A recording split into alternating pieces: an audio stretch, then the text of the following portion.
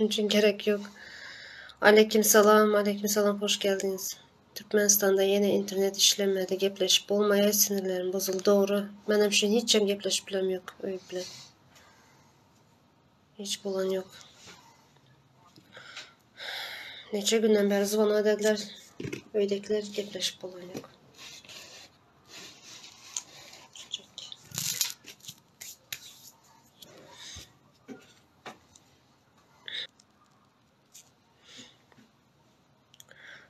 Buyur buyur, Turan derler sonra.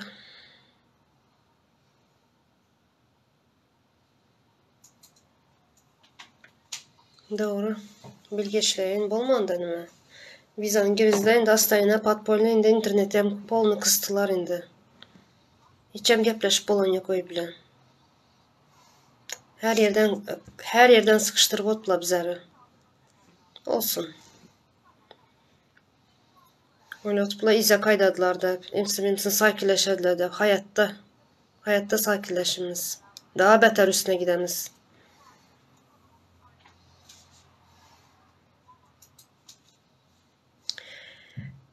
Doğru, şunu menen yükledim ama öyleklere attım, internet olmanın için yükleyebilemiz yok dediler beçiler. İgo mu? İço mu? Doğru, kul sıkışmayınca Hızır yetişmezmiş. Doğru, şu laf doğru.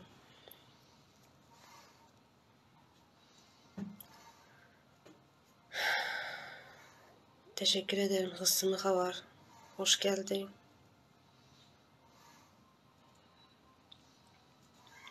Ne olur yayını paylaşsanız, az 32 kişi oldu.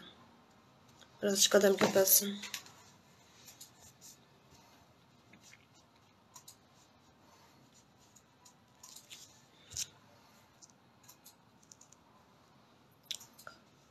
Hesimi Havar, müsaitsen ben seni alayım yayına. Biz ize aslı diye öne.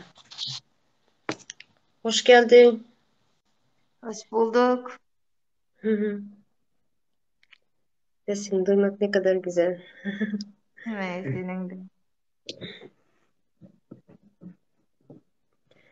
Günümüz azaldı inşallah tizden tava. Sen bekle onu. Kenarda oturdan bekle. Aleykümselam. Tova gelmeli diyen oli neme tova gelmeli? Ba bat Batya. Batya o ne ya? Batya ne mi? Batya. Tova ne mi dik gelmeli biz? Şurada salam iço haysisi 2-3 sana var. Şurada hazır sana düşündürerler. Kaysısını bana birine yükledim, bir de Gölkes bilmesen demedi.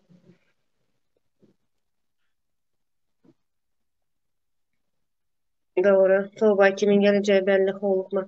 Buyur sen dinleyelim.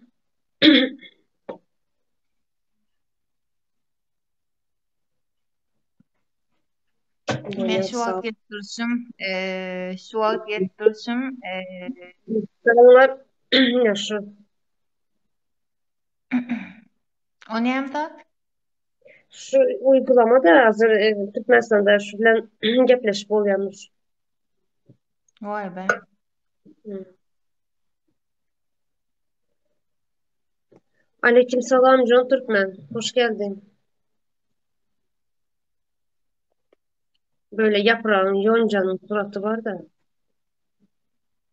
yakın tutun diyor. Diyor ki,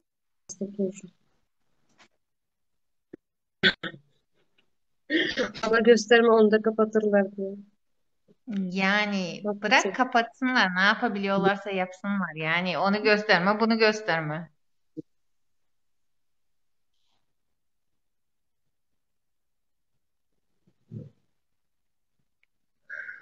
Buyur sen bir zatlar aydıp başladın da sen eyleme sesin yapın bölümünde Toba gelesine dedi ya gününüz azaldı o inşallah dizden Toba gelirsiniz diye.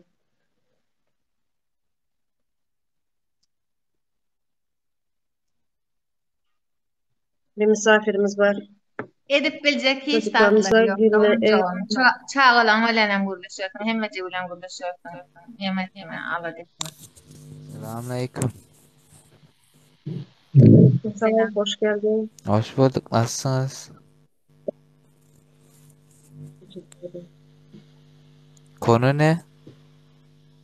Yok o uygulama işlem yapıyorum. Yok işte oturuyorum. Konunun ne olduğunu Konu bilmeden neden buraya geliyorsun kardeşim ya? Dalga mı geçiyorsun? Hayır. Dalga geçmiyorum. Şey. HSM haber. Ha. Şimdi katıldım. E, Konuyu öğreneyim sonra temaya geçeyim bence. tamam öğrenince yukarıya çıkarsın. Niye uzatıyorsun onu anlamadım. Aşağıda otur konuyu öğren yukarıya çık. Yani burada 50 kişi var konunun ne olduğunu biliyorlar. Bildikleri halde yukarıya çıkmıyor. Kalkmışsın yok Tamam. konu ne? İyi tamam kendin yok Tamam. sessiz ol. Tamam yok siz hepsine Bu ne yaptığını gayet iyi biliyor bu. Ne yaptığını çok iyi biliyor. Kendini çok zeki sanıyor ama işte. yok kim? güzel belirlemedik daha doğrusu. Halayım yeni taze başladık abi. İndaştık abi. Yani.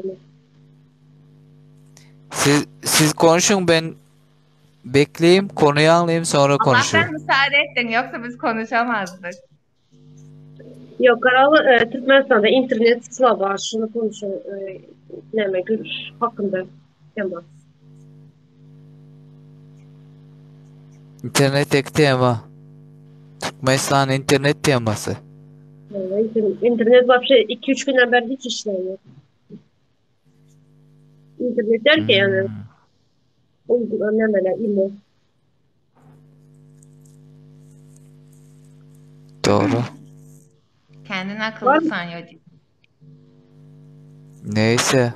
Aşağıdaki çok akıllı herhalde ya. Ben çıkıyorum herhalde ya. Sen bilirsin kardeşim.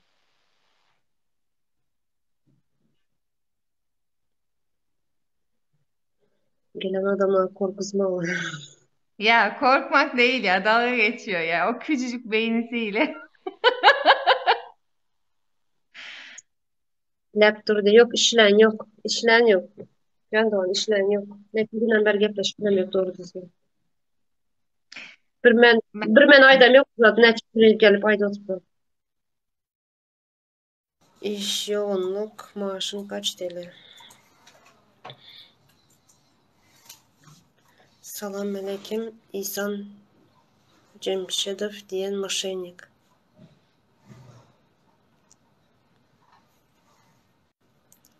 Salam ildeşler Türkmenistan'da internet sadece Aşkabat'ta var. Başka vilayetler doğru düzgün işleyen yok.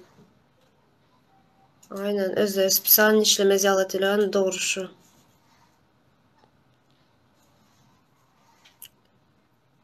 Aleyküm salam hoş geldiniz.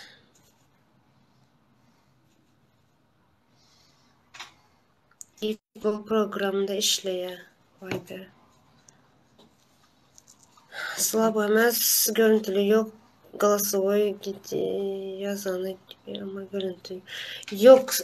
Sesingem eşitilen yok. Sesi veren sesingem eşitilen yok dediler. Son yazışma. Ben yazışma vaktimam yok.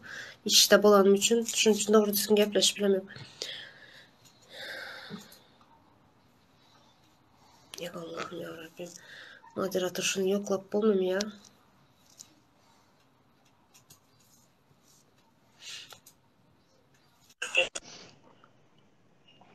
Selamun aleyküm. Aleyküm selam. Hoş geldin. Doğumda oncum canım sağ iş yapıyorsun. Şükür sağ olasın. Öyle. Şu an Türkmenistan'a imo işlerine distritin yönü ilk o dip programa var şu an indirsen Türkmenistan'a görüntüleme hep bolya beylekiden hep bolya. Artık yok mene yükledim de çağlar. Hem ettim çağlar yüklep bulanıyor. Bilen yok. Neme dedi. İnternet Yo bulmam o için. telefona bağlı telefonun sistemasi önkü köyne telefon olsa geçip bolan ok yönü täze Redmi 8'ler Redmi 10'ler olar götürüyor. Yönü köyne pamitli telefonlar götürüyor onu.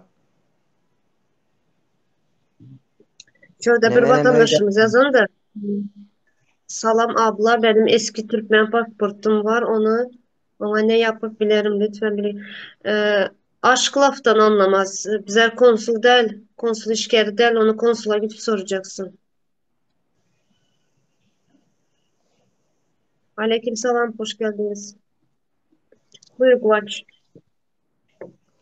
Yo menem şonu aýdaýyn edime işe we işeýle doňjum şo telefona bagly ol odatlar. Ýöne imo işen o disitini modilýan programy işen o hatda sesi urut bolýar. Ýöne iko programada şu wagt öýdäklerle gowy ýüzmeýe gepleşip bilýän.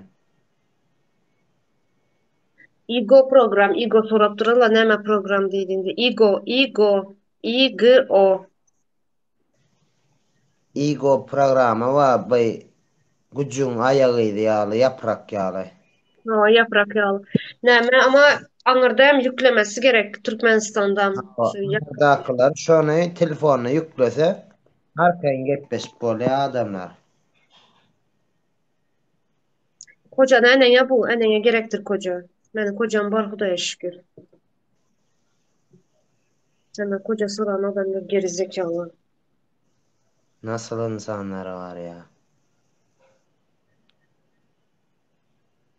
Sen kendi annene bul ya koca ondan şey Bunda yaparsın.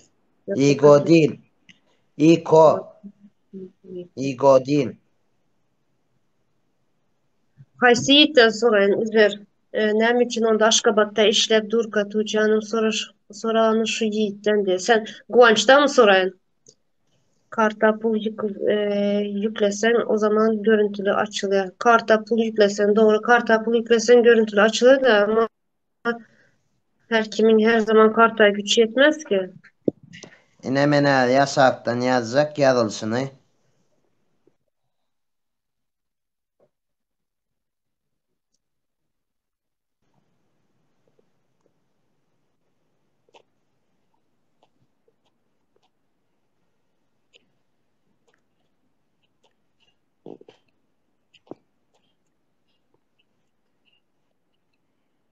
Ne şunyalı yazığı da olmalı. Şunyalı yazığı yazsan çık ya adamlar. Hı hı, doğru.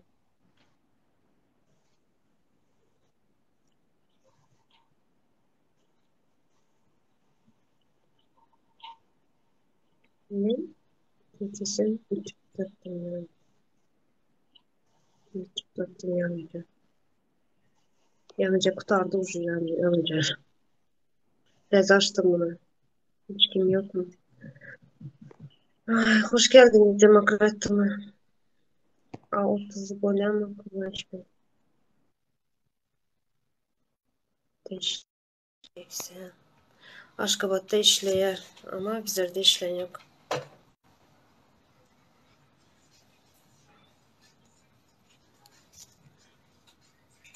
Agent diye yazım bitti. Önkü agent işlep dur. Size suratı var mı ya? Kara yonca var ya yonca yaprağın suratı var. Молодец yetiş kızım. Borcumuz vatan önündeki borcumuz şu yetişmeli bize.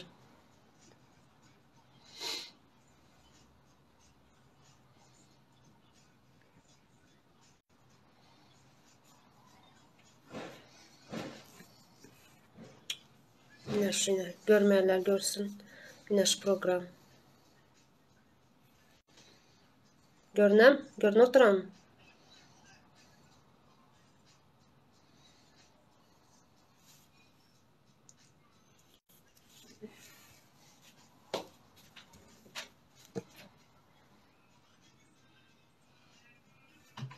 Anırdayım Türkmenistan'dayım yüklemeli onu.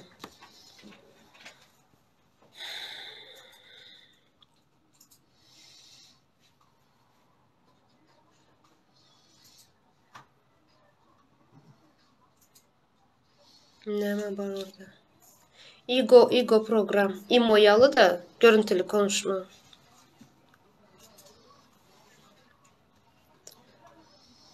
Ay. Doğru naşı internet yok. Şu Ego'nu hem yüklepilenler yok çağalar. Berdemen yükledim. Gepleşecek buldum ama gepleşip bilem yok. Onlar yüklep bilmeyen için internet yok. İnternet slabı diye.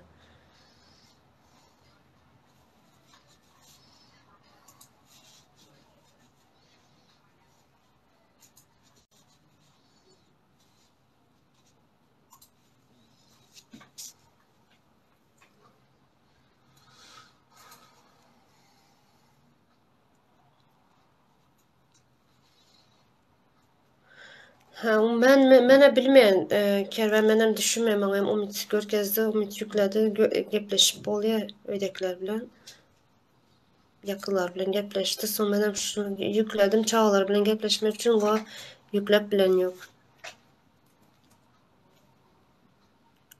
Orada yükledi benim oğlum.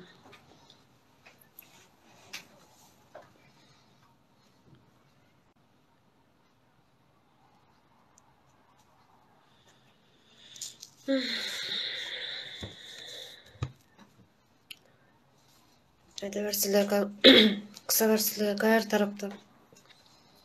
Ama bu zatlan son vardır ha. Hemşe aman iki tek bolup durmadı. Her zat eden zatlanın hasapını verirler.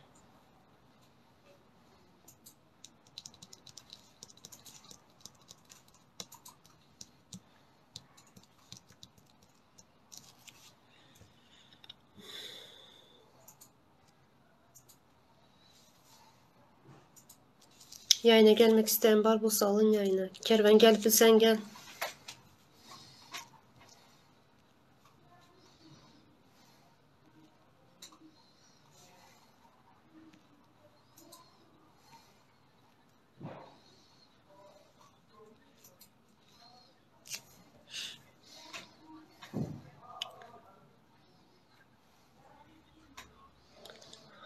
Halk şu anda da sesini çıkarmaya diye doğru.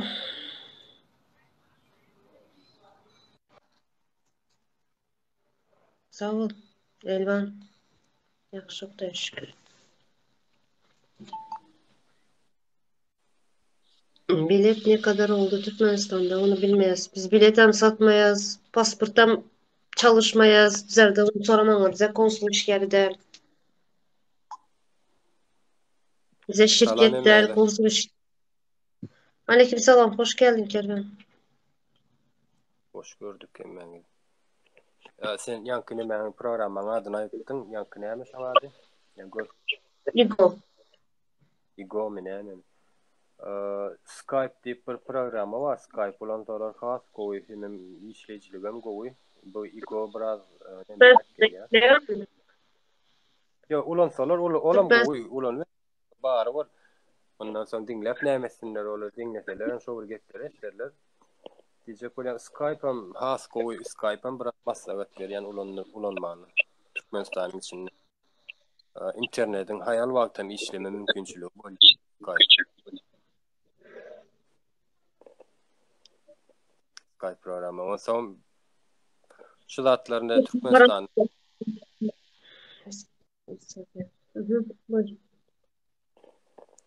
ne göz örtülü cinayet işlev atıyorlar da interneti halk için yapıp ölür için ölüyor halk için yapıp internetin bağırını internet bilen yani devlet bu altındasın internetin üstünden biz şu taypır aracımla şu otursa şu var.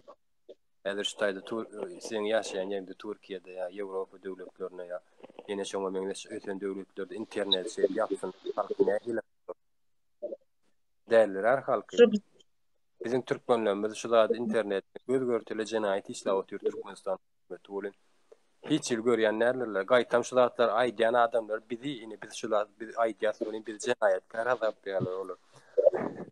Tökme tatyp. Olaň özleri göz görtüle cinayet edip otyrlar aýny.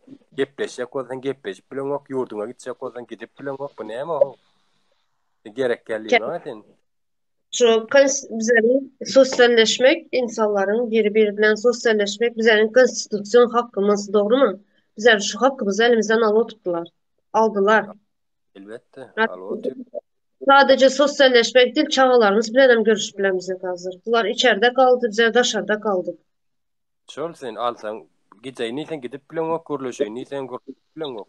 Bundan ağır cinayet näme cinayet isleýärler ki? Ya bir wurdan öldürürler isleýärler ki. Şu bir wurdan öldürüp başlasalar. Cinayet Tuğçe de o. Bir wurdan öldürüp başlasalar bizim sesimiz çıkarıp başlar diýilen düşünjeler bilen ýaşap ýörüm bizim Türkmen. Ne şu cinayet internetin yapılmagy. Sizleri içeri alınmagy cinayet şu var. Ha bir neme bilersin köp ya prilajenyalar var yani Play Market'te şular imoyalar köp diňe olan kisi del yüzlerce prilajenyalar var. O biz maslahat berip biler. Onu ulanın, bunu ulanın deyip ýöne oň bilen çözülene kabul işler. Bunun soňuny dur diýmegimiz gerekli bu. Hükman näle biz o programları ulan, TikTok ulan oturýarys. Ya WhatsApp ulan oturýarys dünýä. Tars diýmemede. Facebook ulan oturýar. Şolatlar wapşy açylan Türkmenistanda. Nerede bu bolgusyz bu perlejenýalar, ýemoýalar, şo zatlar kail etdirýär halky. Mümkin näle?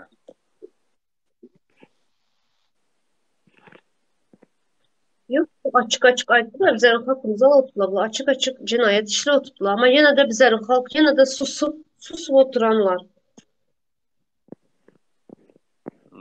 Evet. Yine primlerle bizleri öz sosyalleşmekten, bizlerin hakkımızdan ayrı oturdular. Çağlarımız bilen görüşüklerimiz yok. Näseret Ýewropada ya sen ýaşap görän Türkiýeňde de şonýalykdyr. Haýwanyň haky bardyr, haýwanyň haky bar. Düşün. Prosta öýde saklanýan Var var, haky bar.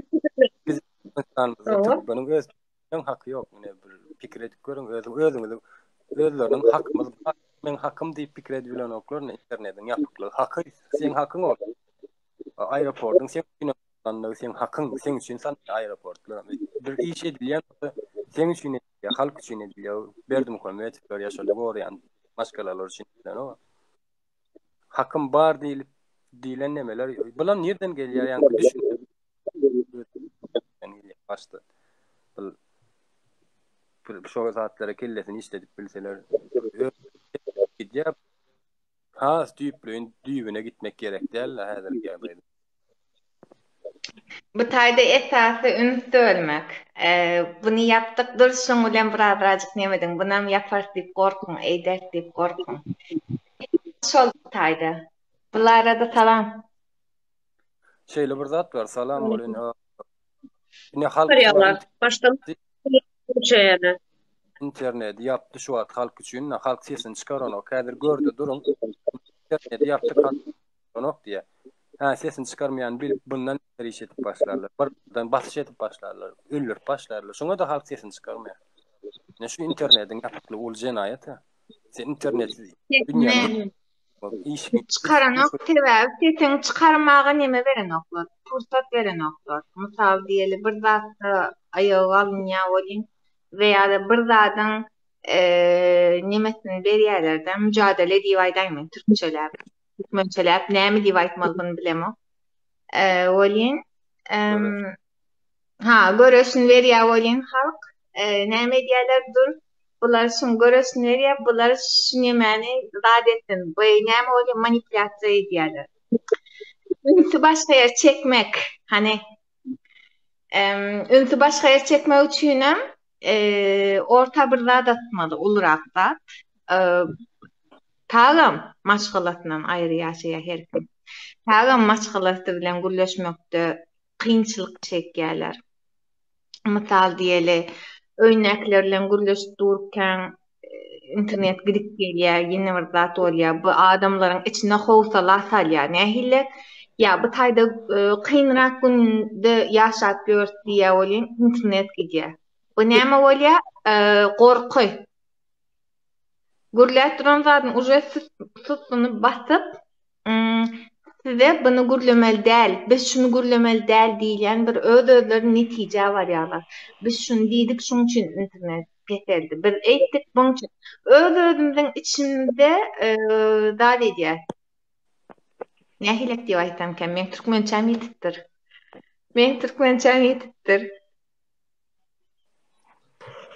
şomuşukda aýdyr.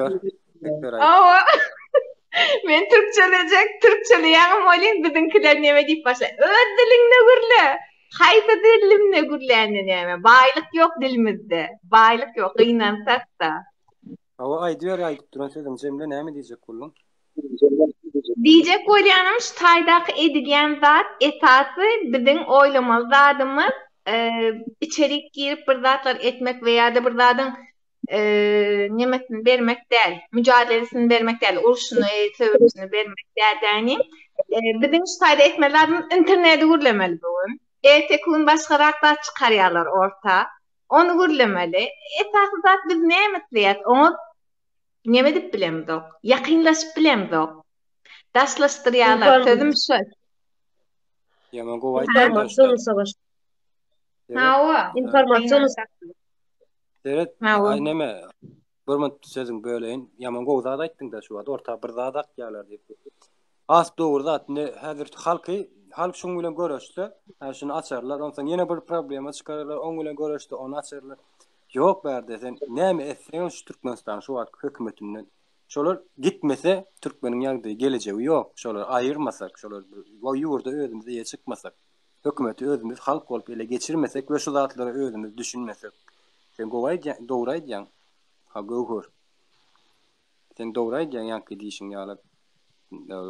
Ne şu gedek internetiň açmagyny talap edip çykarlar belki. Belki inni kitap alıp ýoluny açmagyny talap edip çykarlar. Ha talap etmeli bu zady hükman etmeli alyjek ýöne. Haýsy bir zat talap etjek da sen şu wagt Türkmenistanyň hökümetinden. Haýsy bir zat islenip gurpuwda işden ok şu Türkmenistanyň.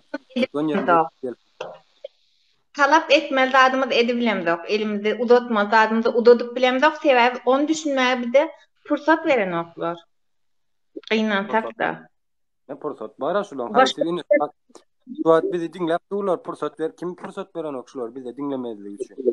Böyle dinläp halk bizi şu wagt. Bir pursat bermeýän adam barmy şulara pät berýän? Mümkinçilik barmy? Yani Karalı başka devletin halkı talapkar hükümetinden hep talap ettiği için hep imkanları berýärler halkına. Ama bizler hiç talap diyen zat bilmeyen için sesini çıkarın oturan için bunların hem işine gelir. Onun için hem etçeğine edip yürüyen. Bugün bu internet kısya, bugün yolları yapıyor.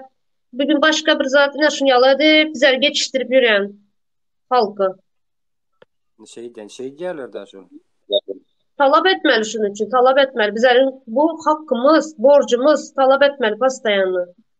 Diýetmiş talabyň näme diýeni bir düşünür tutuşdy o. Talabyň as düýpden al talabyň näme diýeni bir düýpden düşünür şol. Hükümet senin hizmetkarın. Hükümet oturan prezidentin hizmetkarın. Sen şu hizmetkarından talap etmeli borcunu. Senin borcu näme? Konstitusyon hakkın.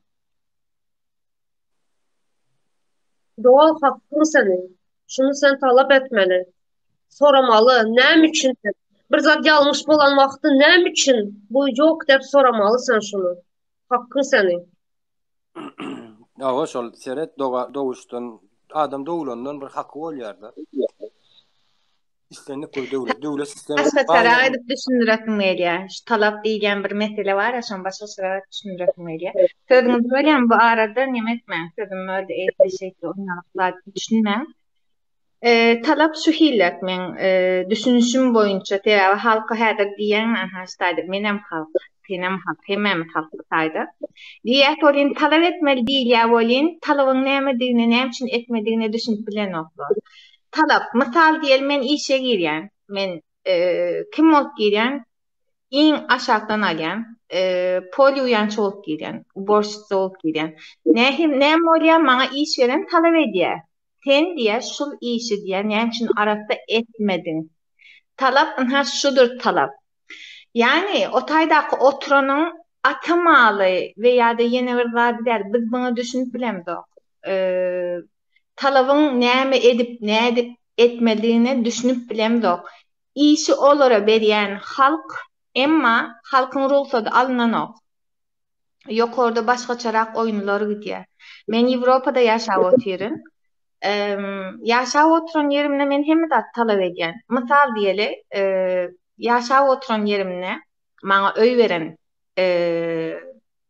nähilek diýip aýtsam kam, hökümet maňa öý beren hökümet men kwartiramy tölämek hiçdat. Kwartiramy hiçdat tölämek we üstüne pul alýan. Aýda men alýan pulum bar. Hökümet maňa şonu berýär. Обеспечивать edýär. We yokordan diýmäýinde teredýänler, şuň üstüne teredýänler gelýärdeňim gapyna zvanow batýarlar, girip bilýärmi? Ýok girip bilemdok. Näme üçin girip bilemdok? Sen girsen olýar ýanyňdaky adam 2, 3 veya 4 bolup girmeňde itlämok. 3-4 volt irilecek, ortada hiç tat yok. Kapıyı açıp bilýärmi, içeriğini görüp bilýärmi? İçeriğini görüp bilýäňiz, emma bu men biňjilik edýär. Hemişe bunu etmeňiz, bu men biňjilik edýär. Veya da yine bir zat edip bilýärmi? Olar menden talap edýär.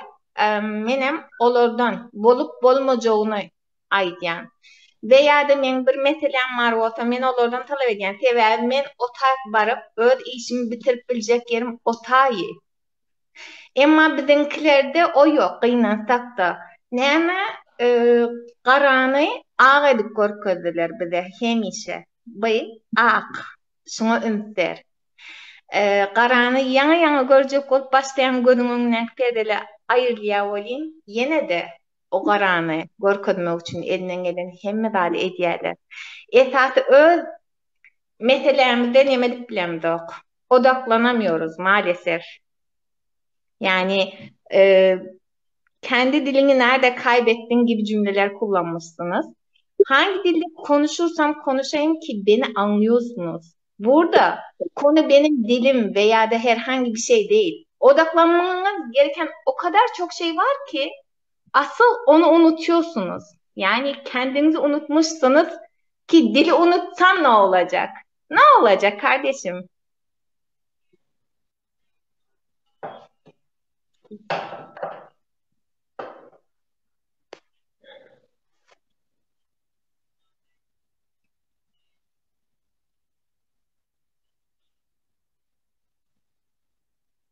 Ne oldu? Düşünmedim. Kenara çıktım ya, izlanıp geldim. Aleykümselam Ali. Aleykümselam, hoş geldin.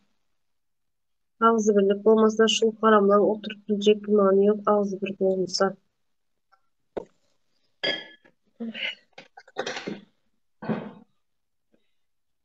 Şu ağzı birlik hakkında bir düşüncem bulunurdu.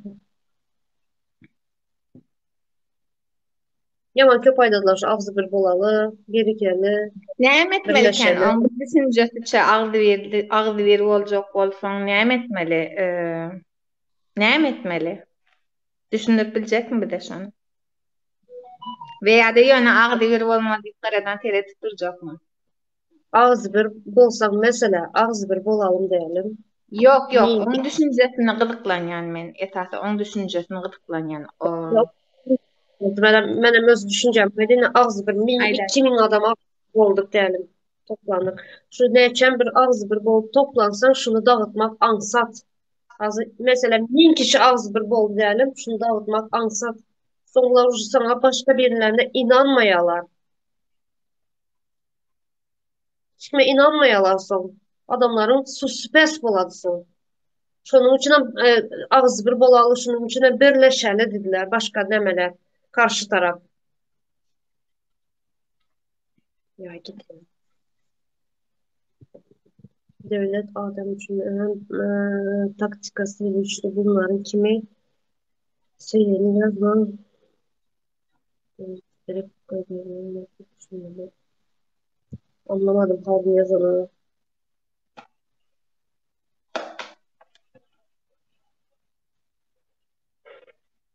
Aynen yine doğru yazdı Alpars. Ağzı birlik aynı fikirde olmak değil mi? Aynı. Benimle aynı fikirde olan adam bilen ben ansatlık bilen ağzı bir bol bilemem. İster istemez bolmam.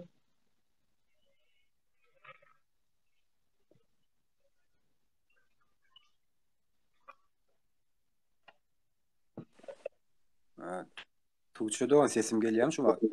Ne gelir? Soracak geldim açık. Neme internetin biraz pesrak sesim de yok ki. Ömründen ötünç doğru. Doğru yazdı. Neme. Ağzı birlik diýilen söýdeme şeyler ak jogap berip näme ediýini bilmän ağzı bir bolup bolan. Yani ona aýtdym da men şunu. Mesela aýdaly sen jaý salyp bilýän us. Olen gapdan dedi 2-3 tane jaý salyp bilmeýän usta bolsa. Sen 2 stowap jaý hakda gurrun etsen sal işler hakda gurrun düşünmeýän adam şoňa düşünýär. O näme diýäňiz diýdi. Yani bir meselemiz işin nähilek edilşin ýa-ni nähilek edilşin bir men ağzı bir bolup bolan. Ha gel ber agdy bir bolalım. Hiç kim bilen ok. Hiç şu da düşünce yok hiç kim. Olsa gel agdy bir bolalım. Birala jemlenelim diýip adamlar çağırsan onu dargatmak hasan sat bolýar. Yani agdy birlik kaçan agdy bolýar. Haçan sen toprağın, vatanın iyisi, döni özün, iyisinin özün bilen günün agdy. Ol çağırmak gerek gel. Öz agdy bir bolun ya bu. Sebebi hep bir bırak demlendir ya seni. Yani ben şu ağız birlik temasını var her yayında ait yazdık. Her yayında düşündürüyoruz. Yine de düşündürüyoruz. Yorulmadan, üşenmeden her yayında bunu düşündüreceğiz. Nemçine de her yaz saylaydık girvayda yazamlar. Bilip mi, düşünüp mü, düşünmeden yazıyorlar. Hep yazıyorlar bunu. Yo düşünmän ýazýarlar bunu. Düşünmän köpüsi düşünmän. Agzybirlik bolsaň hemme zat çözülýär diýilen düşünjeler bar da. Yok agzybirlik bolsaň çözülýär ok. Düşünjäň bolsa çözülýär. Yani düşünjäň bolmasa sen çözülýär.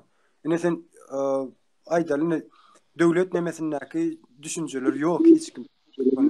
Döwlet diýip watan diýip Berdimuhamedowler gözüne getirýärler da. Berdimuhamedowler aýyrsaň hemme zat düzeler diýilen düşünjeler bar. Ýok beýle de. Watan Watan hemme Türkmeniň ki sen otayda milletine bakýan ýok sen özbek milleti bolsam şu Türkmenle dogulup şu taýda öýüň bolsan sen Türkmen toprağın senki. Hemmemiz Türkmen. We toprak şu Türkmen oluşumuz ýalan Türkmenistan hemmemizinki bir adamynki däl. Häzir sen Gurban oğlu sen şu zatlary düşünmesen Gurban oğlu gittin okey ýerini özüňiz saýlap getirsekden şu zatly düşünmeseňiz ýene şol adamlar siziň üstüňizde şolary ýaly oýnar. Yani Türkmenistan'a kanunlar çıkarılıplar. Tuğçe'de oynayan konstitüsiya var. Türkmenistan'a el devrilmesi konstitüsiyada esasında iş etkiler mi, iş alıp bariyarlar mı şula? Yok. Ya kanun çıkarlarına, halk için kanun çıkarılıyormuş o yerde. O sen kanun çıkarıyorsun, halktan sonra çıkarmalı varsın. Ya İngilizce prezident saylandı, yine halktan sonra saylandı mı şula? Şu siyasi 40'tan uğrağı adam var şula. Hiçbir giden neler şurada? Giden olsa prezident parmak atan aymalı adam sayılıp giden. Prezident saylanır şu. Prezident hem de var. Hiç de bilmeyen adamı getirip koyuyorlar. Hiç de halk için işlem. Şu zatları düşünsen öyle ağzı bir bolun ya oğlum. Gelin ağzı bir bolun deyip çağırmak gerek ya adam. Hemen Bol demlen bol. vatançılık duyguyun bolmasa hemen Tuğçe'de onun ayrı gezdiler. Türkmenistan'a gitmemizi hemmemiz istiyor. Düzelmegini hemmemiz istiyor. Şu bize karşı çıkıp gören adamlara istiyor. Yani olar güýje tapansaňlar, şu güýje hyzmat etdiler da. Häzir ertesi gün sen güýçli bolsaň saňa da hyzmat etjek şol. Bize karşı çıkıp gören adamlar. Yani istiýärler. Hemme Türkmenistan düzelmegini. İsteýän adam ýok. Yani bir ýerine gelip düzeltip bermegini istiýärler. Odyň içine özleriniň ataslary gelen. Ha, hemem şeýle bir zat bar, 21-nji asr. Gara güýç bilen alınýan näler? Ha, garşy tarap gara güýç istese, onu pajawysta senem gara güýçin görkende bolýar. Sana garşy ýa-da aýt işläp durmak. Sen urýan bolsa ýa sen okutýan bolsa, bolanmaly bolsaň aýtyp ol bermeli bolsaň. O garşy istese onu ýetip bolar ýöne 20-nji asyrda iň uly güýç düşünjedir, düşünjen güýç, bilgin güýçi. O bilgin güýçem ýa aýtyp ket. O bir başyna aýtdy bu.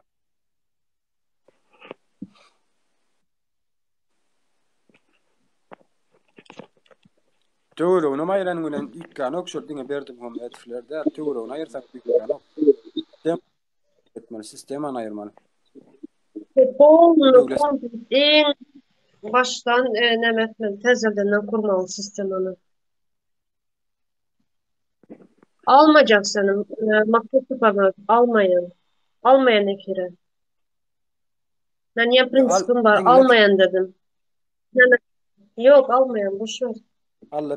Allah pikirini dinlene. Ine şu maksat maşenlik ýalyklar, ne maksat Sapar Muratov diýilen haramzadalar. Şolar ýaly adamlar, bölýän adamlar. Şunda ýakan adamlar bar Türkmenistan. Şol adamy gören ýeriňizde öldürüp bilýäňiz.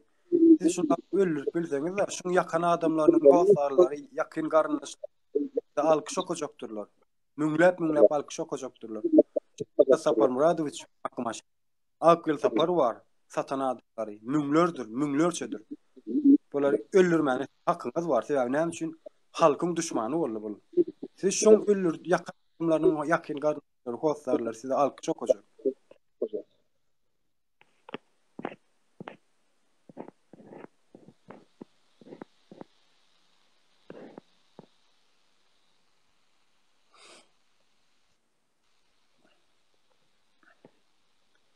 Şöyle ýaly tuğça da var.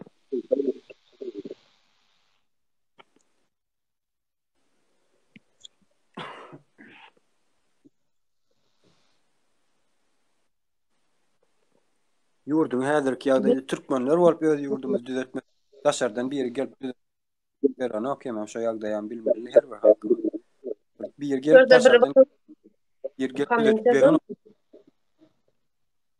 bilýän adam goýmaly. Bilmeýän adam goýsa ýene de bundan beter bolar. Berdi Muhammedow gideni bilen. Hiç bizlere prezident gerek yok. Bilýänem, bilmeýänem hiç gerek yok. Türkmenistana bundan sonra prezident diýen zat gerek yok. 3 prezident boldy, üçsinden hem haýry göremiz yok. Mümkünler. Şu zatlara halk düşünýän bolsa, halk şulary etdirmeler şu zatlaryny. Bizim halkymyz düşünmänligi üçin etesi gelen oturan Türkmenistanyň haram hökümeti. Teä halk bilgisiz, halkyň düşünjesi. İnterneti yapdylar, halkyň düşünjesi bar bolsa, internet diýil, gürleşmek üçin emedilen zat däl internet o. Bir iki çek gürleşmek üçin maşgalaňyny gürleşdirler zat däl internet. İnternet diýmek gelecek diýmek, internet diýmek dünýä diýmek o internet. Mümkün yani bütün dünýäni basyp allar internet. Üçedo. Zatlary halkymyz düşünen nokta ýene. Düşünmese beýtmezdiler. Ähli internetin üstünden alyp barýan bolsa. Şurada biri yazandır. Ben buna vatandaşım demeyecek. Ey vatan sana mı kaldı? Birinciden ey devaydındı. Sen sesini çıkarın, senin yallar sesini çıkarıp otursa bolan zatları görmeyin. Mana kaldı vatan. Mana kaldı. Mana kaldı, kervene kaldı.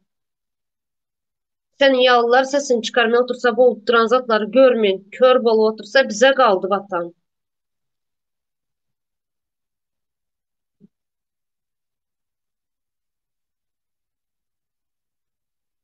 Devlette işleyen adam bolmasa barını sıpırıp, ayırıp, tutuş bir ayaktan çalışıp yok etmeli hemmesini doğru ayttın. Dibinden.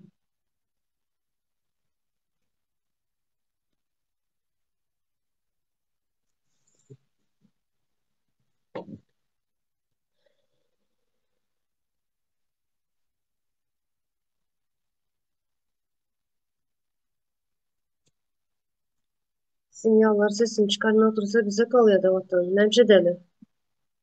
Vatanımız sahip çıkacağız. Tuğçada näme var? Onu seyretme. Onun için kirlen artma. Bizim Türkmenlerimizin yaman näme zatı var da yani esasy aýylganç düşünmeýän zatlary var. Şunym diýip ýaşaýarlar da yani ertesini alady eden oklar. Şuň aýlym alýan hawa 5 man pul urajan, ýene eşek ýalyk işleýän. Ýene aýlym alýan 5 man urajan, ýene eşek ýalyk işleýän. O sen aýlymy alarsyň, okey, 1 ýyl, 5 ýyl, bolýa maksimum 10 ýyl eklersiň çagalan. Ondan soň sen çagaň ýetişip gelýär. Çagaňy sen özüň ýalyk gol etip ýetişdirjekmi? Ýetişdirýän durlar ene şunym diýip ýaşaýan türkmenler şey diýip ýetişdirýär çagalaryny. Özleriniň bir saglygy gidýär. Düşünje näme bilgi alma mümkinçiliklerim ýok. Bilgi öwrenme mümkinçiliklerim ýok.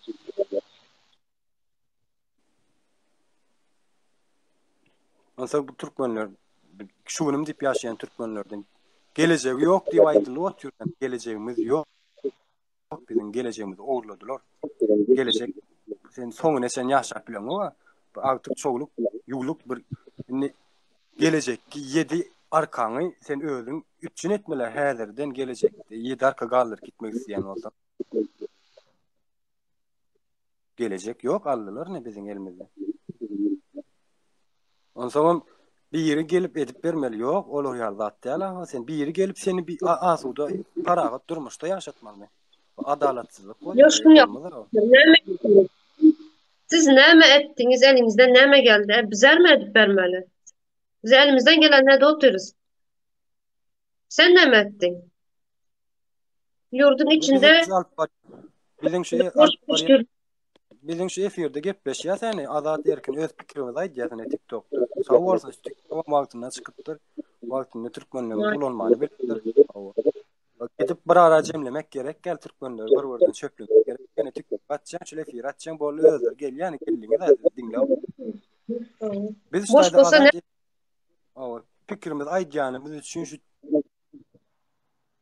Türkmenistany haram hökümetine hyzmat edýänler ölü bilen oklar, ölüp tuğça dogan. Bu däl. Beter bolsunlar. Esaslar. Ögüne geçmeli halkın. Hakikaten yok. Mesela haram hökümetine hyzmat edýänler. Dinlemäň olar yalan aýdýar, näme edýär? Yalan bolsa onu görkezsinler yalanlygyny. Suud etsinler biz aýdyp duran adymyz yalan bolsa. Bir yalanımız bolsa ya yanlışımız bolsa yalan da değil, yanlışımız bolsa çıksın yazsın şura. Yazsınlar. Şunu yanlış aydıpsa da bize ispat etsinler sonra.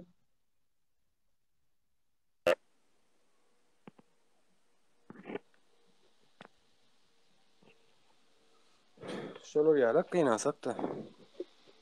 Men çykaýyn öňe. Men özüm oda ataýyn. Ýöne bular hem ýüzümizde şu dogan. Men sen bir namysymyz oýanyp şo haramlara garşy çykyp bolup suda gowdurmuşda ýaş. Arka. Kervence Ruwetler diýär şonky ýaly. kervence düşken geldi.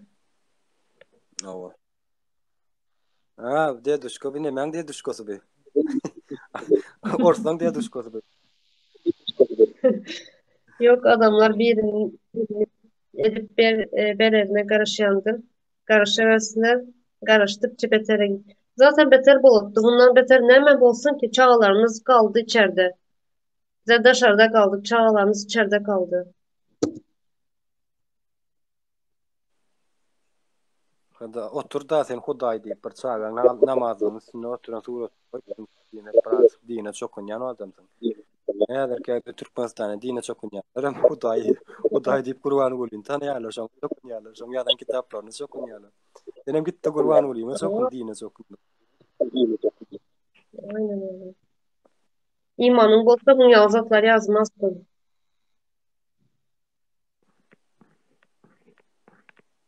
Bu yazatlar bolmayan yalardır. Ýanky nemesi var? Türkmenistanda şu wagt bolup duran Türkmenistanyň bolup duran zat näle? Bu şu wagt hökümeti güýçli diýip hasap etýärler de, yani hakykatdan güýçdir ýok diýjek. Bar güýçi. Mümkinçiligim bar eline etmeni. Pulum var. Ya bolunca pulna oglap atýarlar, olar dogry. Ýöne şu Türkmeni hyzmat hökümetiň işgal edip beren adamlar hiç birim bize seride oturup ütköşük ýeri ýok atyrçy da näler käbeydi. Assalamu alaikum. Hoş geldiniz.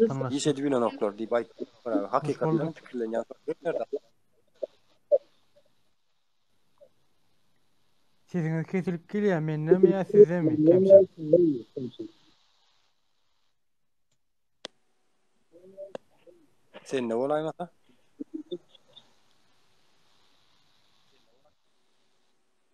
Alo. Alo. Sesi gitti. Alo. İnternet hayırlı. Aa, Siziniz kesilip gelýär, ýoldaş Kerwan. Men sesim kesilip gelýär tuğçu da var. Häzir. yok yok. Yok. Näme sende bir problemi var. Kemşen kawlamady. Sen ne var problemi var User? Aa, İnternetinde problemi var. Men gepim size kesilmeyen var ýa-mı? yok tezelden al insan tezelden gel.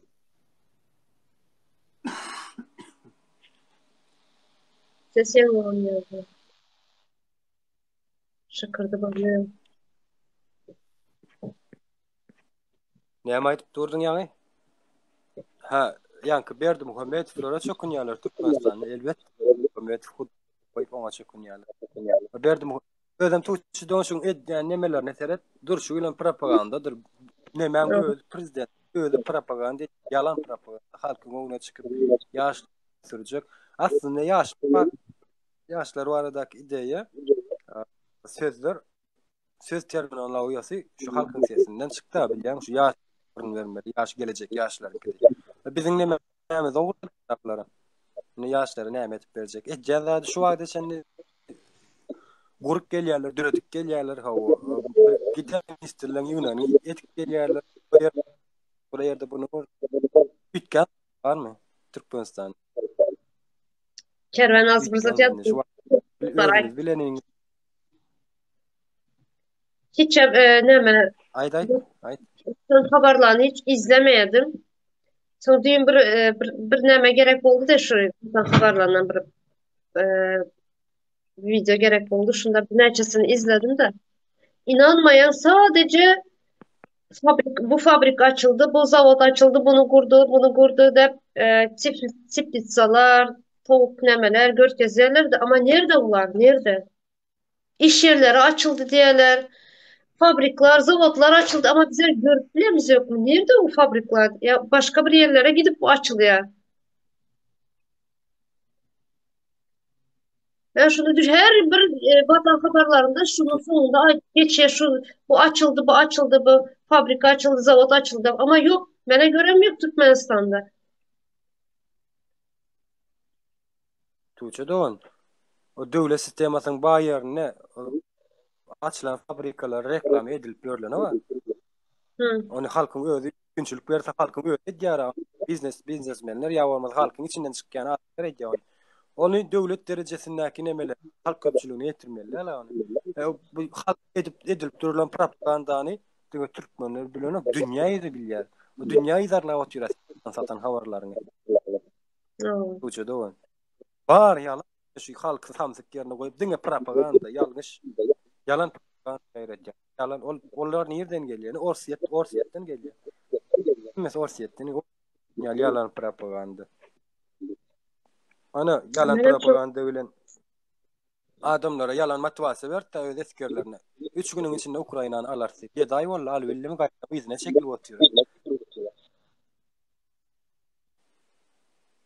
Türkiye çıkan fabrika, simitan, peynir fabrikaları vardı ama hiç güzel Türkmenistan'da simitan çıkan, köke çıkan fabrika göremedim.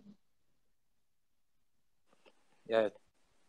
Tuğçe doğan okey o zatlar hiç o zatlar çıkarıp bolar. Olar näme de bolsa çıkarmanam diye yurttaşyndan satyn alyp bolar. Oňuyla hasiyetini radylaş diýeli, ýa radylaşamak da okey bolýar diye. Esas normal zatlar bar o ýerde. Esasy öndürmeli, esasy önüm dünýä standartyndaky önümler bolmaly o ýerde. Bireme önüne sapra aýtýar. Çüýç konok diýär. Hakiki şu çüýç konok. O çıkaracak bolýan aşak bolýan grup edip duran zavod fabrikalar ama elinden alýarlar. Baskı gelýär. Polis diýerler. Gelip onam kimler edýär? Ýani howpsuzlygy, halkyň howpsuzlygy gurama edýär onam. Olam jenaýat.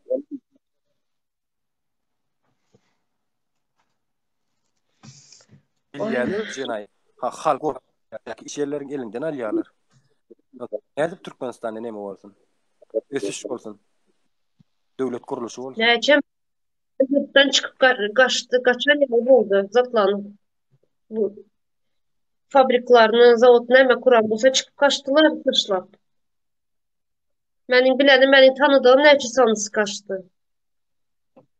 Yurttaşyna. Yok kellesini işleýän adamlar gaçýar bolmanlar.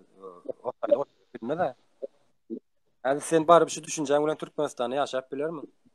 Uwas sayala plastika bak maşyna bir zat gelýär diýip bolar. Uwas Ben ondan sesini kapatmadım näme üçin otursun yazıp. Yo bu Münir tagsasam bolýardy. Gitsin nemeleriniň ýanyna. Orta kaç. Bir profil bindirdim gitti uçup ýürýän ýene ikincisi geldi. Bizar olmadı bu bizlerden var ya. Bizler bizar olduk bu bizler kovalap yürüyen bizler. Neyse.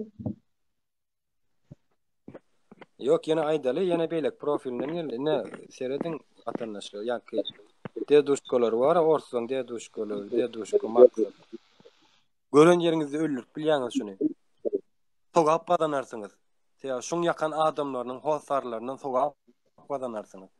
Şun yakan adamlarının hosarları şunu tutup bilse, şunu bura makbel tapar tutup bilse, ganyny şek şul adamdan. Dersin soycu.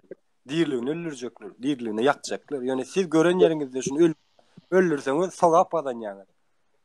Şun yakan adamlarının yakınlarının sogabyny gazanýaňyz. Mahkama şenlik var, akvel sapar var. Ola gittir yeniden. Ne ot yerekine.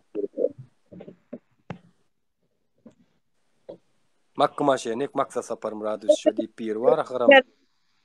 Kerventelimi kana bulaştırma adamlar için boş ver.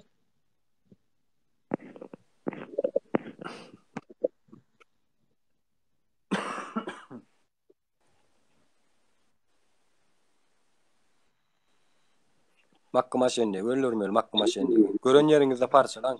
Karnını sokun bıçağı. Bölün parça edin.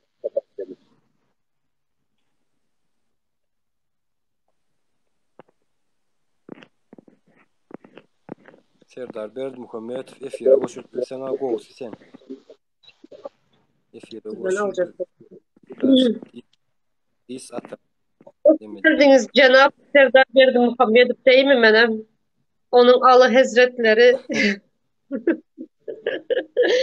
ekselansları, hoş geldiniz. Ekselansları. Ne mi demek istediler bu ekselansları da?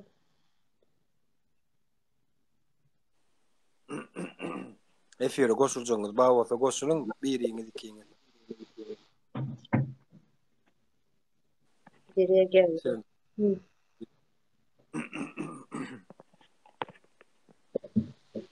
Siz o çıksa güzel. Salam, umutlusunuz, gomusunuz. Hayırlı Sağ ol. akşamlar, vatandaşlar. Sağ ol, sağ ol. Bana da. Şimdi sesimi var mı Tuğçe Hanım? Aha, geldi. Geliyor. Geliyor para. Güzel iyi. Umutlu gomusun ağırma. Ne Bana diye? Cahiller düzülşe mi, köpeliğe mi, azalya mı? var bir iki sanatçı, alem güzel. Tahtasını böyle tamam.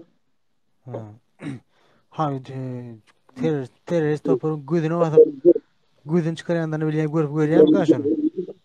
Gözlerini çıkarayanlarını. Gör oturan da. Şun bir aeroportta orgaydı. İyini aytarıptırlar. Nemeye gidecekti ya. Oku etmeleken.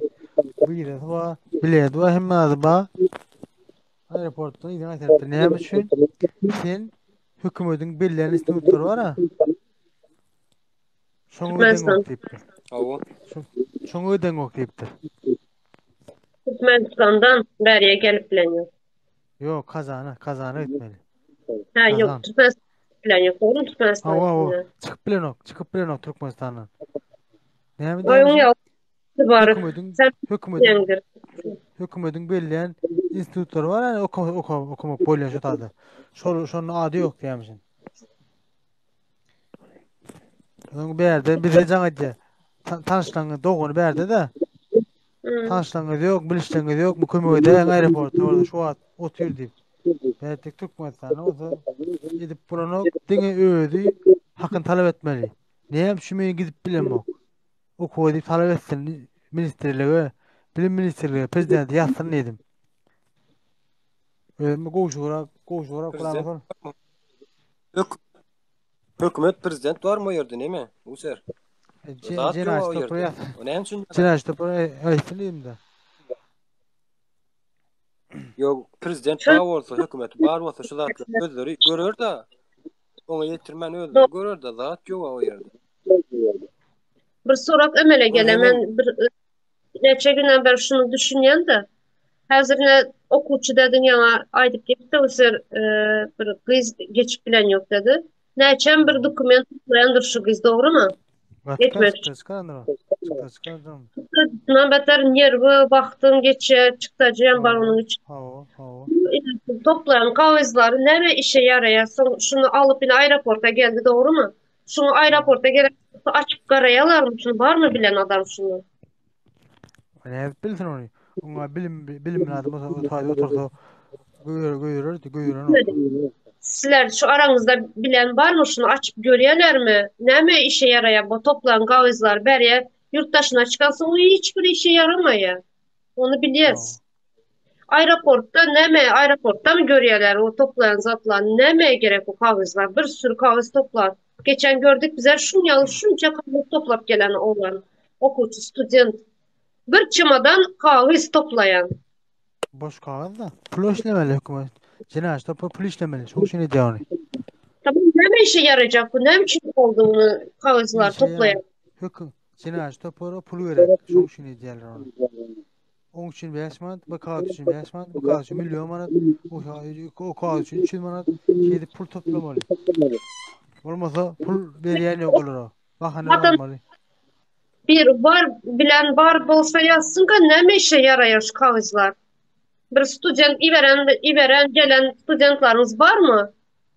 Topla, şunu yalı pul topla. Kağız topla. Berdi onu iki içmeye verdi. Hiç mi gerek kalır? Şunu aydan beri yurt dışına çıkmasına gerek ya, Kazan bolsun, Türkiye bolsun, Rusya bolsun, o kağıza gerek yok berdi. Yarama işi hiçbir iş yapmıyor. Ama şu kağızları ne için topladılar? Aeroportta mı görüyorlar? Ya başka bir işine mi yaratıyorlar o kağız, tuvalet mutlaka başka işe yaramaya ne mi gerek uzaklar? Ben de ayttım ayağını. Hiç mi gerek gel? Şu her bir kağıt list her yerden toplamalı. Her için hükümete girdiği yani cinayet toplara girdiği 100 manat, 200 manat, 50 manat, 60 manat şey bir diğer ol. O cemlerden korku 1000 manatına çıktı diye. 2000 lira çıktı diğer ol. Düşündün mü? Ben Bir gittim tane şeyle. geldi de şu kağızlarını görüp ben hayran kaldım. Bu ne mi yaraya bu zatlar dedi. Ne için getirdin, ne mi getirdin? Özleyen bilmeye, daha açıklam gören zat yok şu kağızların içinde. Özleyen bilmeye ne mi getirenini. Ama şunu yük edip getiren şu kağızları. Anladan işte bilmeyen görmedik çağı gerek mi kaydı ya da? Ne yapıyorsun o? Berdi onu gelip hacatana ulan aymadan Näder düşünýänler tadın näme atstadın gerek. Hajatdan hadi Türkiye'de de o hajatdan İzzet halka. Başka Rusya. hissetten sikik nerve dedi adamları. Hava. Şimdi benim oli esasım pul. Esasım tadı pul oynuyor pul. Başka hatta Tuğçan'ım. Tamam, pul olsa pul sen. Yine mesela gidiyen dom pravleniya ne için bir kağıt soruyorlar. Gidiyor günün aşağında duruyor. O çır gidiyor hem günün gidiyor hem gidiyor uzaklara. Bunlar gidiyor plus. Ne mi bize halk durmam sizin çıkarını oturuyor şu zatlar görüyorum. Cahillikten çıkan nokta. Gidecek koyan çağın neriyorsun yakmalı neriyorsun yakıp sonra gidecek kal oku değdirmeli ödedin. Şu oğlan, kara usirik şu oğlan geldi. Ben dedi Doğuzak, abla dedi ben Doğuzak'tan kaçtım dedi. Ben kaydıp bu Doğuzak'a gitmeyen dedi. 20 yaşında 20 yaşındaki oğlan şu gep ayttım, ben hayran kaldım. Ben de kaçıp geldim dedi, ben kaydıp gitmeyen Doğuzak'ın içine dedi.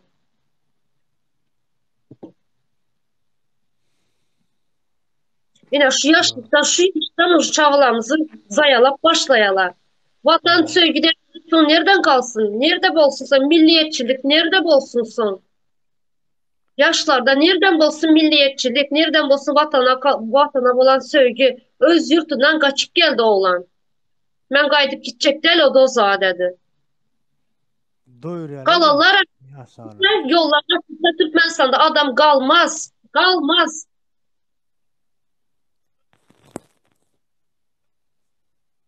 Tuğçu'da Zaten ol. gerek gel. Türkmenistan Tuğçu'da adam. ol. Zaten Sesim gerek geliyor gel. mu? Şol oğlan aytdy da hani okuwdan çıkıyor neme Türkmenistan'dan gelen oğlan okuw üçin. Men niye dokumentlerimi düzeltip berkam diye şu tercüme eden yerim vardı diýdi bir husus. Neme diýdi? Gelme bu yere Türkmenistan'a gaýty geleýme onu ýyky gördü diýe. Ýaşar ýalyk ýerdeler. Görersiň ýurtdaşyna çykdan ýyky gördüler diýe. Ola maňyrda Gitjek. şo maslahat berenim. Taşyrtdy hakyndandyr. Kösenlerini bilýärdir. Awa. Şodur. Näme degen bilýärdi. Şo Türkmenistan'a barany çäp berendir oğlum. Ya, men aýdyp oturýar, ýaşar ýalyk döwlet däl o ýeri. Düzetmese. Halk bolup düzetler bunu. Halk bolup geçin bilen. Mahkemaşa Aýtsaň aýdyp ýa-da oturýar. Tany zatlar, elementarny durmuşda bolup durulan zatlar aýda ýatyn. Pikere diňnesleri göz görteli jenaýet işläp oturýar. Halk üçin internetiň ýapyklygy göz görteli jenaýet abi, göz görteli. Ölüme maaşlary, näme etseň maaşyny halk üçin interneti ýapyp oturýar. İnternet diýmek sen çörüňden gitmek diýmek, o internet. İyi oturan çörüňi, olar 3 aýtyny ýan bolsaň, ýok. İýmiş onu diýip gys gatmak diýmek. Düşünüp görüň ne? Çörek we internet, çörek ýerine gör. Edil şo çörek ýerine goýulan näme bu internet? Şo internet bolmasa sen döwlet çörek pulam gazanyp bilen. İnternet üstüne näme aşyrýar? Yani işte Türkiye'de internet yok olsa yaşaş gutorya. Elbette. Telefonun üstüne işler hem aldı. Awa. Yani durar sonra hem zat durar. Ha berer. duruyor. Haftadan sonra işliyor hem sonra işli internet var. Türkmenistan'da internet bol işler o kayda.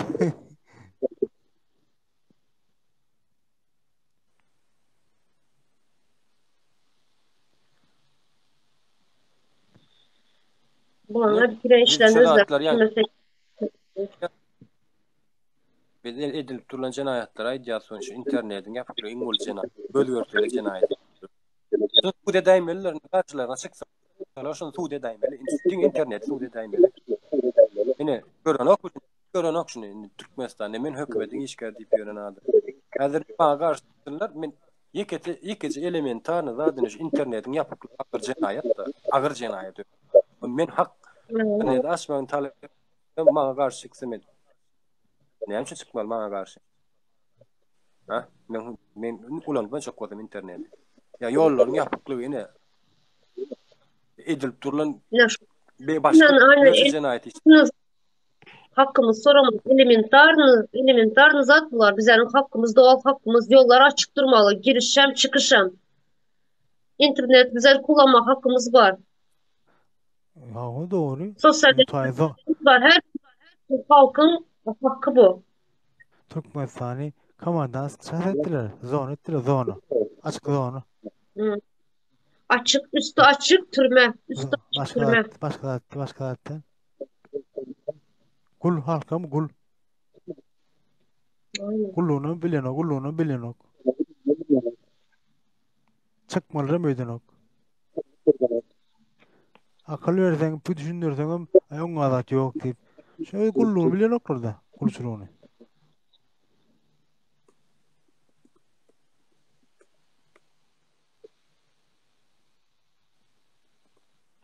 bilen ok däl, näme vatandaş user bildirmeli bunu, bildirmäne çalışmaly her kim. O bilen ok diýip men bu zatlardan habar ýok, men bilmeli, oturmaly, bilmeli. Bu borjun hol sen erkulan gully ýa, ýöne borja her bir erkulan. Ol bilmegen her bir adam borja ýetiň erkulan aýar. Ben baon hemmekşi sen ýalyk däl o. Ay men ýalyk däl ol men üçin bileni gerek gel ama men üçin biljek gerek gel men bilmezin öz bilsin onu men üçin näme üçin bilip otursun onu öz üçin öz ýaşaýyş üçin gerek doğru men üçin merek öz üçin gerek şoňa düşünen nokta şoňa düşünjedi nol şoňa jahilleşdirdiler yok düşünen nokta Kerben Türkmenistan'ın içinde her bir masalanın içinde yurttaşına çıkan vardır. Garındaşları vardır. Belki öýünde bolmasam garındaşları vardır. Yurttaşına çıkanlar hükmen vardır. Nice şula bir janadan wagtyna Türkiýede müň ýaly zatlar bar, näme üçin bizlerde müň ýaly ýok bar dep düşündirmeýärler bir-birine, garındaş dowalarynyň ýakynlaryna. Bediýsen aýdýarlar, Ente Berde Türkmenistан mesela sözde var, haklar var. Bediýän buna näme diýerler? Türkmenistanda ýaş. O dowlatlarda Ullu Kan Hasanyna garaşdyran aldy. Türkmenistan ýa ýaş diýekdi. Bilenokdy. O ne bilmiyor o vay. Onu yalnız demeyeler. Baş senin yaşa oturan devletinde de kıyınçılık yok mu diye. Gariplik yok mu diye. Gariplik, ülkede oturan garipler yok mu diye. Arka var yok berde. Türkiye'de 80 milyon bizer yabancılar bilen taştı. 90 milyon halkı var. Bizlerden hemen 3 de kalan bu 2,5 ya 3 milyona yetmeyedir. Şadaşynda kakam içine barsa onuň saklap bilenok. Şunumy tap bilenok. Almaca kolýarlar. Hawa gerek Almaca gelýär. kolýar. Bizden olary peýda arasa mut peýda bolar. Özlerine düýük kolýar. Yurttaşyndaky adamlardan arasda pul var ýalar. Girdeci, diňe. Köp vatandaşlar, köp ýigitler diýär. Näse bu bir kommentary ýazdy. Köp ýigitler soňundan çykarys diýip duran. Namart. Näme diýär namart? Namartlaklar diýär. Namatraklar diýär. Men öňem aýtdym, ýaman gowy aýtdy lebapçar. Bizim Türkmen erkeklerimiz zenannamızdan has namartlar. Has namartlar. Köpsi. Köp miktarı özüm. Yarının köpsi diýýär ýalňy. Has namartlar. Döwleti kazanmak, döwleti iýe çykmak erkek oglanyň başynda durýar. Göz maşyk gözüň öwetdir äraýal we çagalar. Döwlet şu ýerde erkek oglanyň sözi geçerler. Bara näme de bolsa söz geçerli bolmasa erkek oglan bir başlanyşda durýar dämi? Watanam şonýa-da. Erkekleň birinji derejede erkekleň boýuna düşýän oýunçy. Ondan soň zenanlanmaz häzirki ýagdaýda has namysçy. Namys edýärler şu kösen gören günlerinde has namys edýär. Ýa näme üçin kösenekler gelen çağaçyk garagöz çağaçyklaryny eklemek üçin işlerler dogry ýöne çağaçyklarynyň hem kösenekler ýanoklar üçin dünýäler pikir edýärler. Geleceğini oýlaýlar. Bizim türkmen ýigitler köpsi. Korkan bahane diýerler. Näme diýen ki pikirde? Bir soňuny çykar. Hawa soň nişwaplar bat gafan terezi ortada dur. Haýsy tarap ýeňse, soňa tarap bökçekde. Soňa tarap soňa namart. Haýsy tarap ýeňse soňa bökmökçi. Sen başlasaň diýä başlasaň diýä ýyzyny alyp çykarsy. Baron bilmeýär.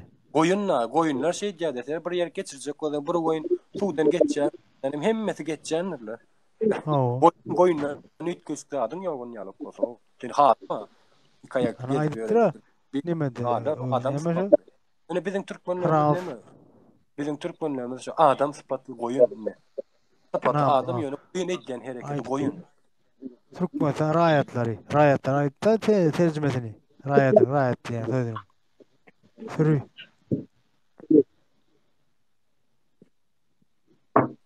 Namasa meden olur bizim zatlar aydiya sorun. Men gorkyan çağalanma ayalım var deyip. Eme user.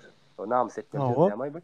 Men hadi ýa-da konuları düşündirýän. Şeýle çek ýeri ýok. Putin'in aýryk diye. Hem dürk diýsen bir de goşulda seni bir fedin. Özüň mesi gollan. Ýa kadar ýüzüň or diýen onan polmadan. Onan polmady. Vedi sen yanlış erdin.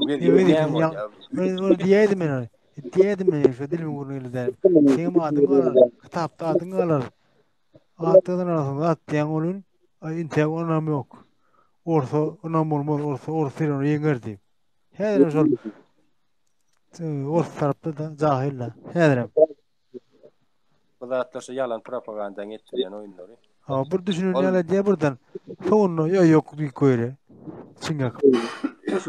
Öldürüm oğlanlar şolar çağallar. 30'dan geçenler ýaşlarym.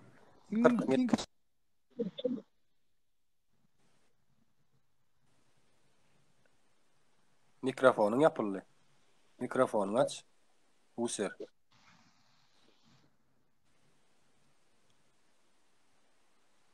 User mikrofon yapıldı.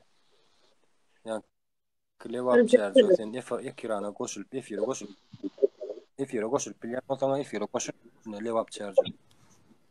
Aldırsanın gelip daveti gönderdim gelip bizler geler.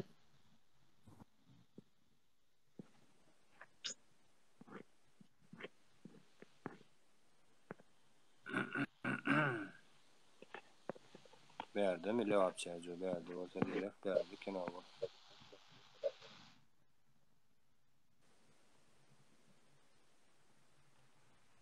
Polya men çıktım. Deme Tuğçu'da bazı işlerim vardı. Bu sergiden devam edip bilersin.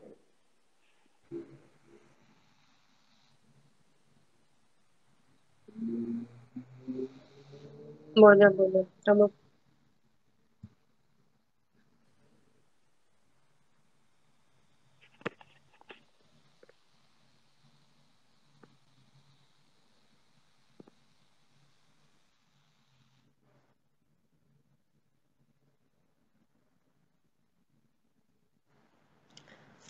Şurada İmrahor den vatandaşımız yazan normalden arıyoruz. Onu da bile düzgün konuşamıyor.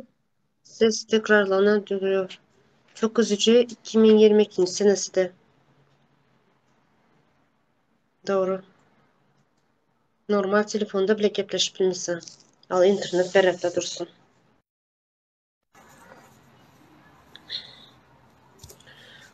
Yayına gelmek isteyen bu sağlayın vatandaşlar.